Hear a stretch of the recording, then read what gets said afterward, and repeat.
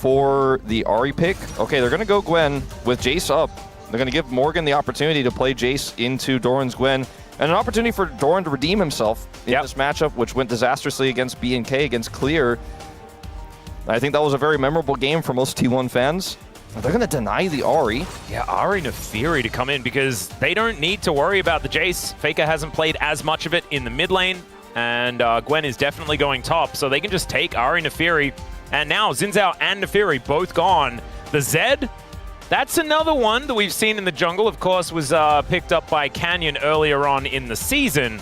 But I think the Pantheon also kind of fits the bill here. A little bit less, you know, doesn't do quite as much damage. But you can still set up, facilitate, and win some early skirmishes on this pick as well. If it is going to be Oner's pick, which is the expectation, it's definitely leaning more into what Chronicler was saying.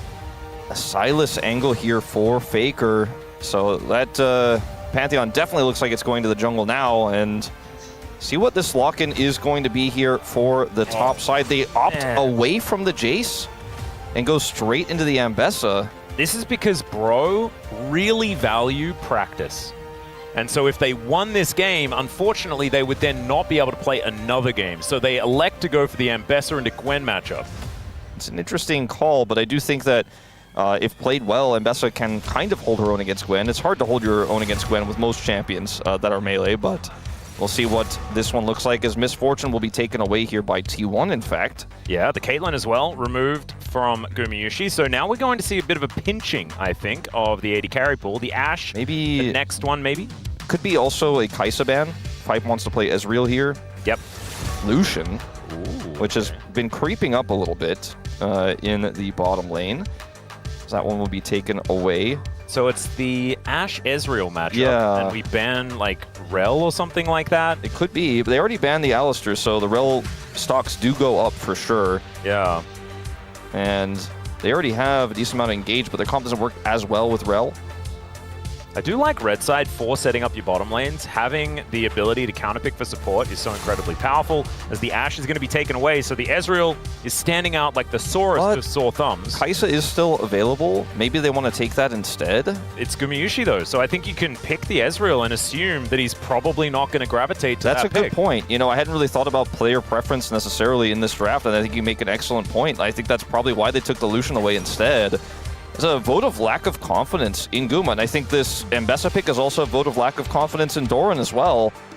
And he is hovering it. This is a big moment, a big test. Yeah. And he decides to shy away. Yeah, could just be the Xayah. Which is a great pick, I think, in this draft, the Xayah. Could certainly work. I mean, they are going to be engaging into you. Still, can be hard to get the Feather Recall to work out when there's so much extra mobility and the untargetability of the Nefiri as well. Still, Gumayusi, a phenomenal player of the Xayah, and now with a lot of extra control of the bottom side, pick potential added if this Elise is indeed picked up. I really like going for double ranged so you don't get countered. Still, I wonder though, different options. If they go for the Elise, does Palu just try to counter it with another range support like the Karma or something like that? Because they don't have a great front line, and their engage is relatively decent. Like, it's not the safe tank engage, but you've got Ambessa, you've got Ahri. They could play Karma here and just crush the lane and say the Elise has no value here, but the Rel is just such a comfort pick for Palu. This is going to mean the lane is going to be very difficult to play out if Keria plays the Elise well, which at this point Elise is no longer just a niche pick that only absolutely zero threat on him in this game. Because he's Ezreal, he can stand at Mystic Shot range and no one can hit him. Unless Keria lands an incredible cocoon. There is nothing that's really going to stop him from having his day. So a lot of pressure now on the young player, on the Bros. See how it goes. We jump onto the Rift.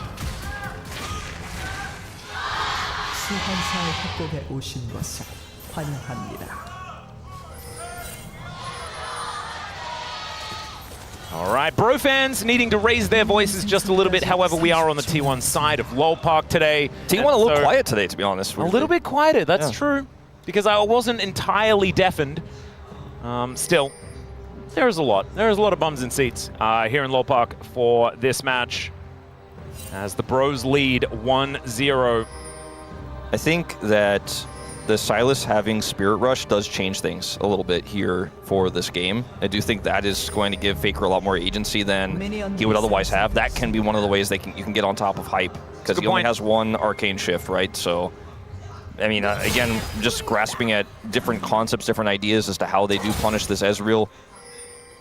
Flash Cocoon, you know, if there's a late reaction, that's bold, but it can work as well. And you don't have to necessarily kill the Ezreal first. You can front to back a little bit with the late game Xayah, as long as you can stay in range, which is why I was mentioning you've got to kind of be in control of the game to make those types of fights work.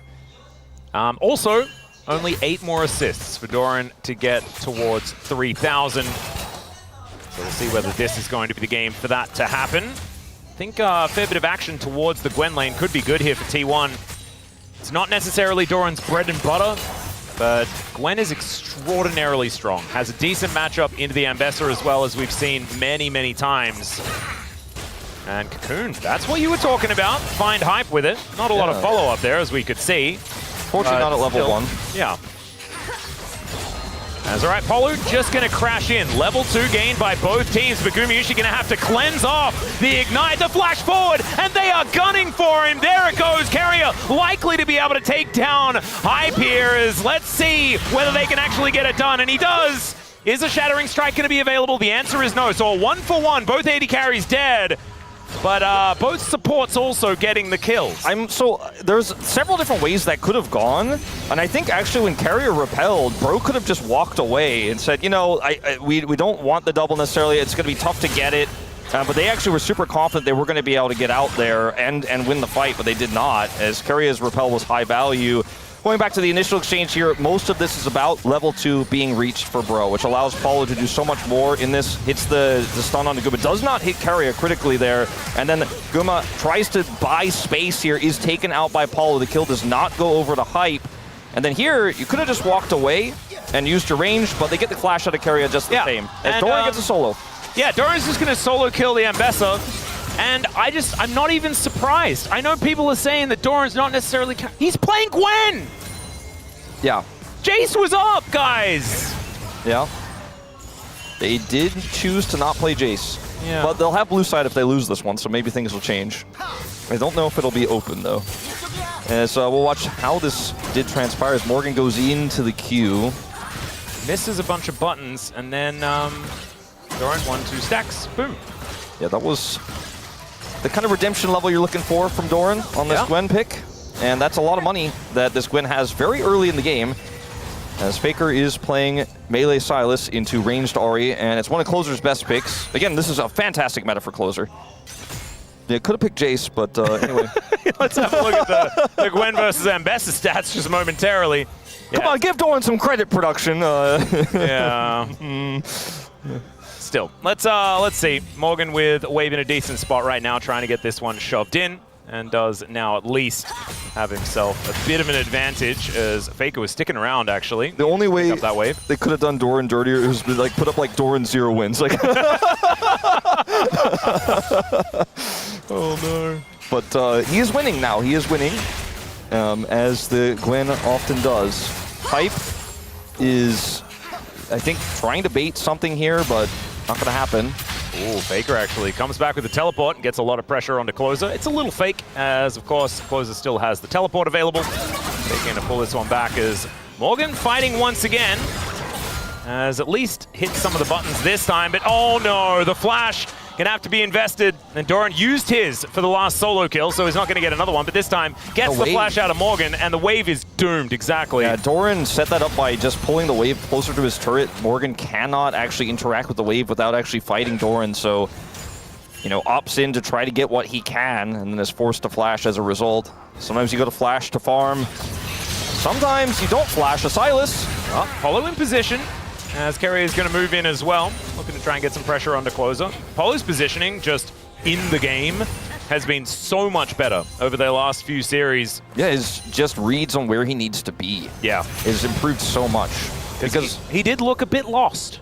Yeah, and I think Paulo was a player that we always knew it could set up good engages in team fights, and I think he was more known for that than he was for his early laning or his early roaming. And I think that just comes with experience, right? And he's been in the LCK for a while now. His closer... Yep, Spirit Rush going to be picked up. Great Charm going to connect, though. And that is going to stop Faker and Oner and Keria from being able to take him down. Still, Humbug, I don't think, is going to be able to take this Dragon, as Doran moving on up towards the rest of his teammates. So daggers are going to be landing here as the Hot Dog is still circling. But so is Keria. This control ward going to be very important as he's able to at least front flip away. Still has his unstoppable, or untargetable rather, if he wants to all in for it. For the 50-50, I don't advise it though. Yeah, you can see Doran actually going to try and snip him. And we'll take a fair bit of damage here as Morgan on vision right now. We'll be able to clear that one out, but still the rest of T1 able to move themselves back. If Closer rotated down, there might have been an angle there to commit to the fight further, but he just wants to take more farm away from Faker. Look at the CS difference in mid. Yeah, actually 1T right now, as he has just been crushing the lane. And Faker's had a lot of resources committed, but Closer hasn't had to flash. Like, he's handled both of them incredibly well. One off the back of Palu coming to bail him out, the second time just with a really good charm, but he just doesn't care about the attention that's been paid to him. So he generates another lead just like he had in game 1. This wave stacking up here. As Morgan is, yeah, playing pretty respectfully, which I think is probably for the best. And, okay, never mind. Goes inside the mist here as now some needlework comes out. Morgan still trying to dance around this one, does avoid a fair bit. And now the public execution going to come in. Doran could be in trouble. The crash down is beautiful, but still, Oner is going to turn up in the nick of time. And Polo is also going to bite the dust. Remember, let's just stop trying to fight in this lane, guys. Yeah, no, I like, on A, he's telling her a secret, which is that they were never going to kill Gwen in that situation. His Closer... Yeah, Flash has to be burned there. His Closer gets away. Yeah, I mean, I think Doran was never afraid because his jungler has a semi-global ultimate, and even if he gets CC'd by the Rel, he's like, I'm Gwen, by the way. Yeah. You're not winning. It looks like you're winning. You have a higher health bar, but that's not actually what this matchup is about. His hype may be in danger. Yeah, True Shot Barrage is going to be thrown down to try and scout things out. Gumayusi will find him here. And the Arcane Shift going to pull hype back. Keria not going to be able to get in range. So the Ezreal going to be all right for now. Polu going to turn up as well. Slick this move. wave will be catched. Yeah, slick move by Guma there. All right, Closer continuing to have a health advantage here in the mid lane. Faker struggling a little bit in this matchup for now as Oner is going to move on over. They didn't clear that ward, yeah. Live. Okay. Oner and crew are grouped up on these grubs, and with the Dragon already secured here for T1, you know, Bro don't get a cross-map opportunity. And I think they learned last time from trying to punish Doran on the other side of the map that it's probably not a good idea. And really, it's just like game 1. The only lead is Closers in the mid lane. There are some ways to win fights later on, obviously here for Bro. The gold lead is 1,000. It's significant, but it's not an unplayable game. The Ezreal is not going to come online until much later when he gets his second item, Spike. Risky Morgan. Yeah, Morgan actually standing in this brush, making sure that he got all of the experience, at least, for the minions that did die in this wave. He's now walking on back. And Morgan will just stack this wave up, let that one crash, go for a bit of a reset, I could imagine. First item's going to be in the books here for the Gwen. As Closer going aggressive onto Faker once more. Polu not really finding an angle, though, as we could see there. And now Keria moving over. Closer pretty far up. Phenomenal sidestep there from the Ahri. And Faker going to grab himself the Magnet Storm. Charm going to go wide, but still, Closer able to get himself out of the way before that CC could really land. This guy's Ahri is looking real good today. He did so much work to lead up to whittling down Faker's health, like by weaving in autos. I mean, constantly harassing him, procced another electrocute. Like, he really wanted to have the health advantage you need against Sylas, who can sustain himself, especially with a Catalyst, so well that I'm not sure if Faker had the Catalyst actually at that moment or if he just picked it up. I think he just did, but either way, put him down so low that actually seemed viable. Like, maybe Faker was killable there, it seemed, but the charm does miss, as you mentioned. And Closer's looking clean, man. I'm telling you, this guy is really good this year. It feels like there's always a Bro player that's stepping up, you know? Who's going to be the one that's going to be stepping up next week? I think hype is kind of due, but we had, you know, the Polo situation last week. You know. I mean, Closer has been kind of doing it for a while. I mean, he's the reason why they were Kesper Cup champions this year. But You Still, have, he might just get Caster Cursed out of this game. That is on us.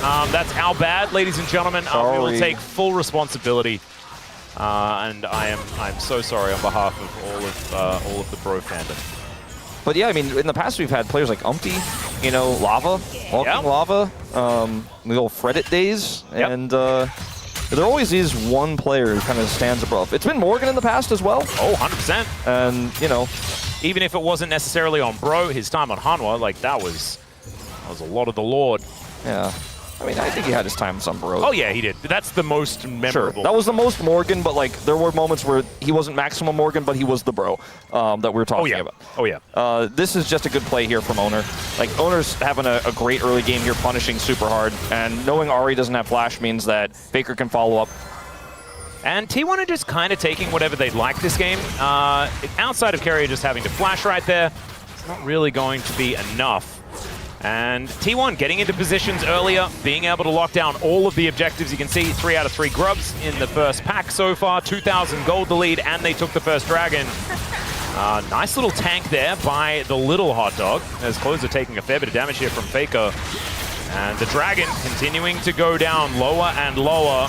Humbug wanting to get in there, try and challenge his Hype now, getting himself set up as now Closer's come on over. They're not going to find the dragon. Oner as well is going to get caught up in that Magna Storm. Apollo is now by himself. Faker looking to come over and try to assist as Closer is in trouble. Chain's going to connect, and it's a double just out of nowhere here for the Pantheon. Hype having to flash, and T1 just winning everywhere. Yeah, I want everyone to take a picture of that fight when Closer was in alone and look at the timer where it said 12 minutes, and this is exactly the kind of 12-minute flip that has been plaguing me at the LCK.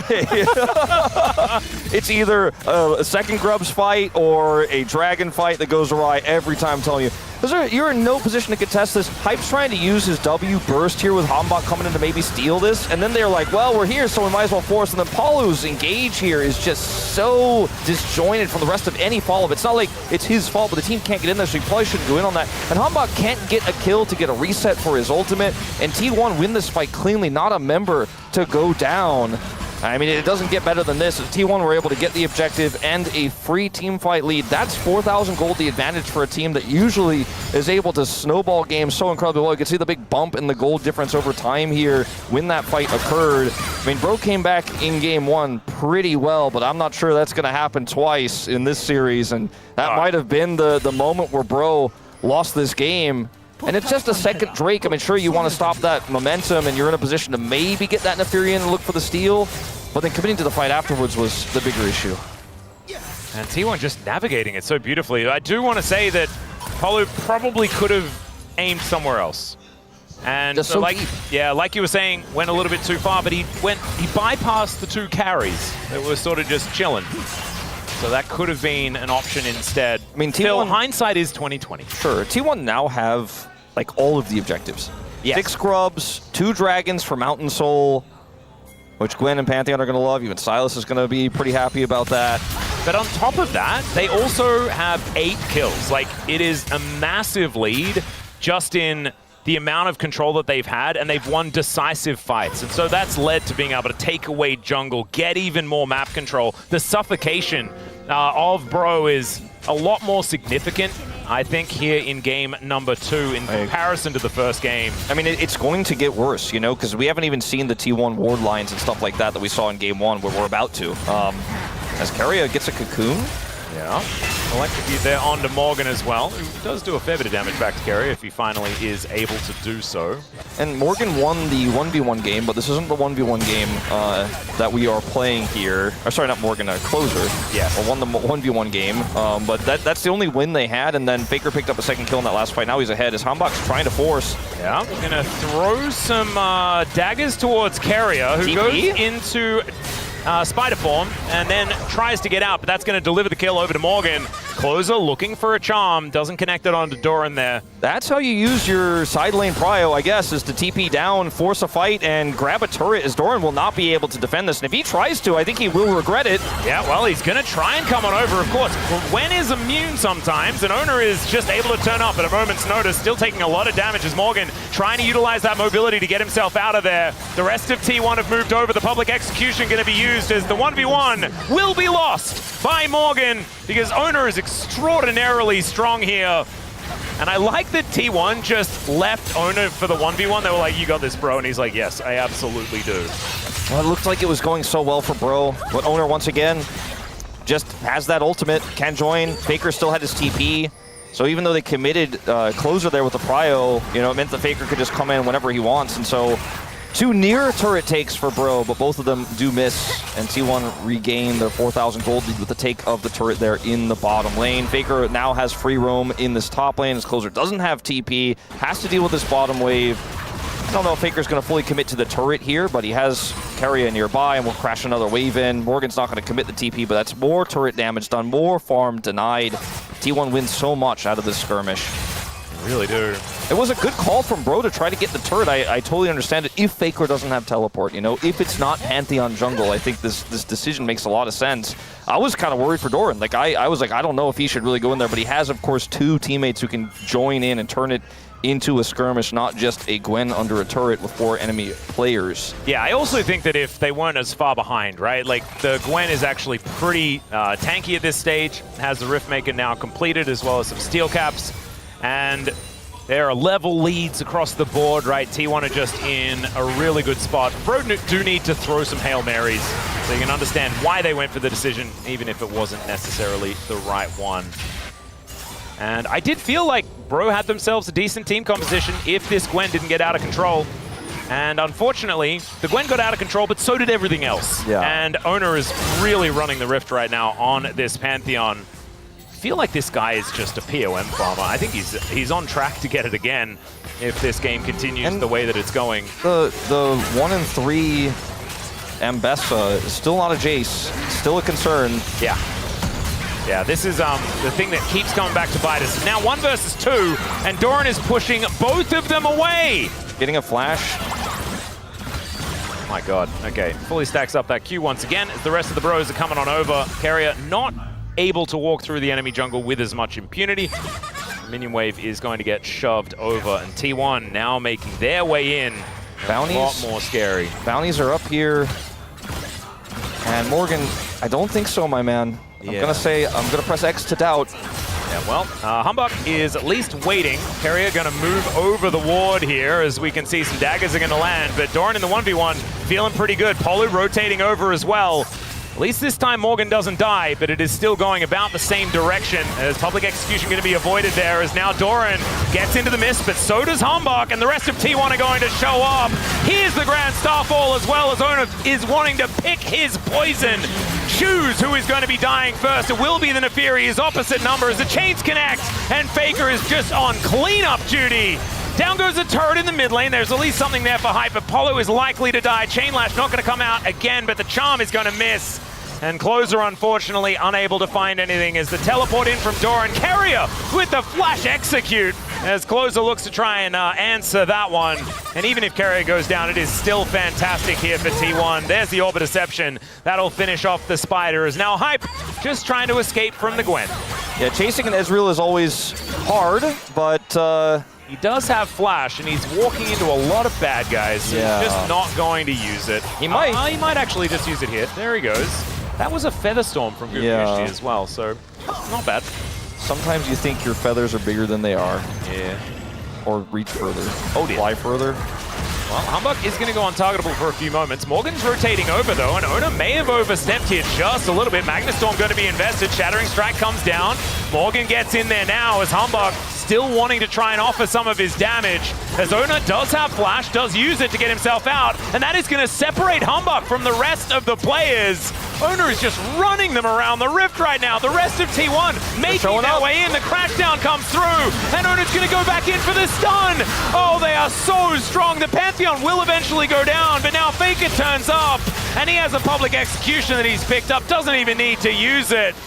Man, Oner is so good at this game. He's really good, and he's really ahead, as it turns out. And when you're far behind like this, sometimes the play is to wait for your 2-item spike on your Ezreal and not try to force fights like this. Is T1 are on the other side of the map, but that's a Pantheon. And you have an Ambessa and a Rel with this. So the damage just isn't really high enough to kill this champion fast enough. And then Oner is just like, I'm over the wall, and now Hambach is separated. He has to use his defensive option, go over the wall again. And so Oner's like, okay, well, this Ambessa will take forever. By the way, forever is long enough for Keria and Guma to show up. And it's just, you know, plays like this when you're 1,000 gold behind, 100% the right call. Plays like this when you're, 5,000 plus behind, you're almost never going to make it work. And you're just spinning, in a circle. You're like, you're going down the drain faster and faster. With plays like this, you are really starting to lose any semblance of control you once had. And Morgan dashing around here towards the top side. Minute and a half on Mountain Soul as well, Wolf. Yeah. This composition lacks a true tank, but they'll probably have one as Keria is just going to deny any option of escape. And down goes Hambach as well. He was pretty targetable there, as we could see. With like Gwen with 6 scrubs, I think, bro, we're starting to think about their Game 3 draft. Whoa, Vega almost finds the public execution onto Hype there, as this inner turret is not long for the world. T1 looking a little bit angry. I mean, we might here be in this game too. Inhibitors here with the Gwen with 6 scrubs. You walk at the enemy, you charge at the enemy in this case, and this might be like the stacked waves that could start to threaten Nexus turrets. I mean, this is really huge here with all the Voidlings taking these out so fast. T1 may consider an end attempt. I mean, who's going to stop him? Who's going to stop him? So many Void Mites. That is absolutely absurd. So many doggos coming out of the fountain, but I just don't know whether it's going to be enough. Bro just have no money. Look at these gold advantages. It's a 4,000 gold lead in the jungle. Yeah, it's crazy. Hambach going to have to go untargetable. The waves are cleared, but so much damage has been done to the champions here. And now super minions are going to arrive, but it's going to take long enough to where T1 decide. They'll back away. They'll say, we could have won the game, but we'll win the game by getting Mountain Soul instead. Yeah. And, why risk it? Why Diablo when Mountain Soul could do the trick? That's exactly right. I don't understand. Oh, yes. Oh, no. I didn't even mean to throw a phrase out of us. It's just a random, he's a young player, Wolf. You don't need to do that to him. But yeah, it's the experience. Is just going to be able to take down this Drake, and that will be Mountain Soul, and that should just be the end of the game. Yeah, it's the experience that T1 has where they can judge this situation and say, all right, well, Mountain Soul is a guaranteed win. We're down 0-1 in this series. Yes, we're up a bajillion gold, but let's make sure that we do our due diligence here and win the game. Otacon, off the table here, but yeah, they didn't get any value out of the Otacon, guys. That is the bro cope. I guess so. We can go for there. But T1 just going to take down the last remaining lane that exists in defense here for the bros. When they have super minions in the base, they can start to actually push to end if, bro defend poorly. Yep. And Doran is going to go a little bit far forward and will probably die. There he goes. That's a kill going over to Morgan. Still, the answer was almost there. Faker with the public execution up and available. But that's Bro's just able to punish the top laner here of T1. Small victory, a little bit less immune than he would have liked, I think, in that situation. But I think the thought process there is that if they spend everything on me, maybe we can follow up. Speaking of following up. Yeah, public execution going to be used here onto Hambach, who, goes untargetable, but unfortunately will still just die in the air. A little bit of a Chihuahua situation here in this one. Yeah. That's right. Keria is going to answer that with a whole bunch of damage onto Hype, and Oner says, you are just dead, buddy. Is he going to land the spear? The answer's no. Was expecting the juke, and it did not come through. Still, maybe T1 will then instead decide to win the game. True Shot Barrage going to come on down as now Polo setting up the defense. TP for Doran. Yeah, Closer actually spirit rushing forward, but that is into the blender. Keria goes golden. Somehow he's got an arm guard. It's kind of ridiculous as Polo's flashing away. Keria just going to follow him. Oner able to push them all the way towards the fountain. Public execution used here from Morgan. He's trying to just get them away from his base. As finally the Pantheon goes down, but so does the Ambessa. And T1 now find themselves in a 3 versus 3. Hijack used here onto the Spirit Rush. And Hambach, what goes up must come down. And now T1 going to finish off game 2. And it is going to go the distance here, bro versus T1. But game 2 was, I think, a very